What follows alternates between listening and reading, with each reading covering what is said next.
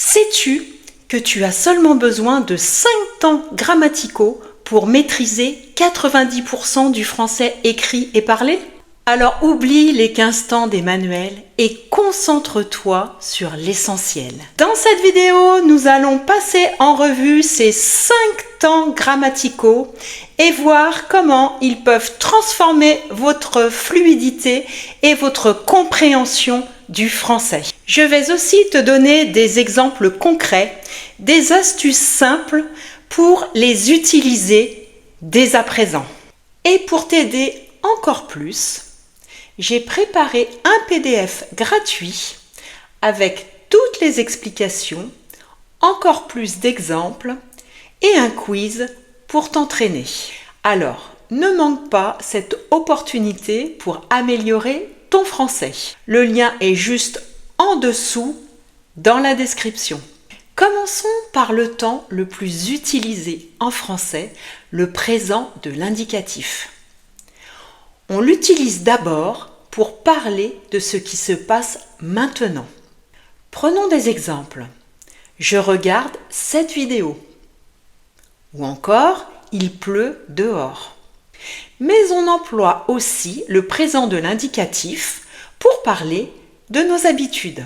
Je bois du café tous les matins. Ils font du sport le week-end.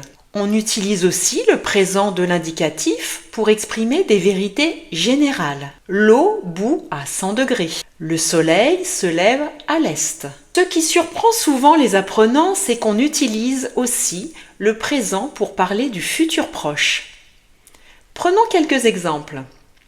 Demain, je pars tôt. Ou encore, on se retrouve ce soir. Tu vois, le présent de l'indicatif est polyvalent. Alors, un conseil, apprends-le bien et tu maîtriseras 40% des situations de communication en français. Et pour faciliter la mémorisation de ce temps, je te conseille un petit exercice à effectuer tous les soirs. Cet exercice consiste à raconter par écrit ta journée au présent.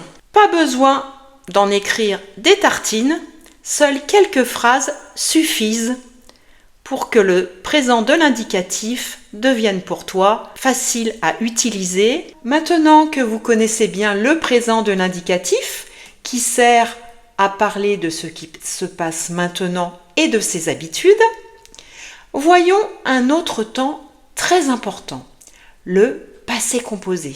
Le passé composé est présent dans 30% du français parlé ou écrit. Découvrons ensemble comment il fonctionne. Le passé composé, c'est le temps qu'on utilise pour parler d'actions terminées dans le passé, mais qui ont souvent un lien avec le présent.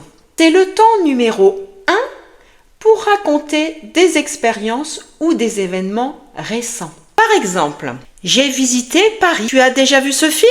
On l'utilise aussi pour parler d'actions terminées dans un passé récent. Tu as mangé?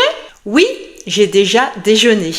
Ce temps est très fréquent à l'oral. Alors, il faut bien le connaître. Pour bien mémoriser le passé composé, apprends d'abord les auxiliaires avoir et être et les participes passés des verbes les plus courants. Pour connaître les verbes les plus utilisés en français, j'ai fait une vidéo à ce sujet. Le lien s'affiche en haut de l'écran, il est aussi dans la description. Je t'invite à la regarder si tu ne l'as pas déjà vue. Tu connaîtras ainsi les verbes les plus utilisés en français qui couvrent 80% du français. Maintenant, passons à l'imparfait qui représente environ 10 à 15% du français parlé et écrit. Il sert à donner le décor, à décrire des situations ou à parler d'habitudes dans le passé. C'est un temps important pour comprendre les histoires et les souvenirs. Découvrons-le ensemble. Vous l'avez compris, l'imparfait est le temps des souvenirs, des descriptions et des habitudes passées. Prenons un exemple. Quand j'étais petite, je jouais dehors tous les jours. Il faisait froid cet hiver-là.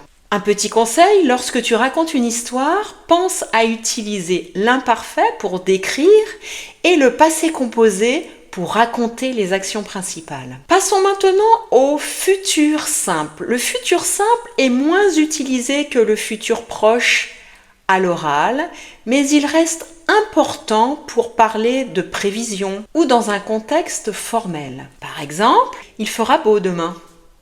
Je vous appellerai ce soir. On l'utilise souvent dans les annonces ou les prévisions météo. Une petite astuce pour former le futur simple, prends l'infinitif du verbe et ajoute les terminaisons AI, AS, A, ONS, EZ, ONT. Après avoir vu le futur simple, qui représente environ 5 à 10% des temps utilisés en français, pour parler d'actions certaines à venir, passons maintenant au conditionnel présent. Le conditionnel présent est un temps un peu moins fréquent, autour de 5 à 7%, mais il est très utile pour exprimer la politesse, les souhaits ou des situations hypothétiques. Exemple, je voudrais un café, s'il vous plaît. Pourriez-vous m'aider? Est-ce que vous aimeriez venir avec moi? Il est aussi utile pour exprimer un souhait ou un désir. J'aimerais visiter Paris un jour. Nous voudrions partir en vacances. Elle souhaiterait apprendre le français. On utilise également le conditionnel présent pour parler d'une hypothèse, une situation imaginaire ou conditionnelle. Si j'avais plus de temps, je voyagerais plus. Si tu étais là, ce serait plus facile. Enfin, on utilise le conditionnel présent pour donner des conseils, pour apporter des suggestions ou faire des propositions, souvent de manière polie. Exemple, tu devrais prendre un parapluie. Vous pourriez essayer ce restaurant. Petite astuce, pour former le conditionnel présent, on utilise la base du futur simple, souvent l'infinitif du verbe, à laquelle on ajoute les terminaisons de l'imparfait. AIS, AIS, AIT, IONS, IEZ, AIENT. Voilà, tu connais maintenant les 5 temps grammaticaux indispensables à connaître en français si tu veux comprendre et parler avec fluidité dans 90% des situations de communication, que ce soit à l'écrit ou à l'oral.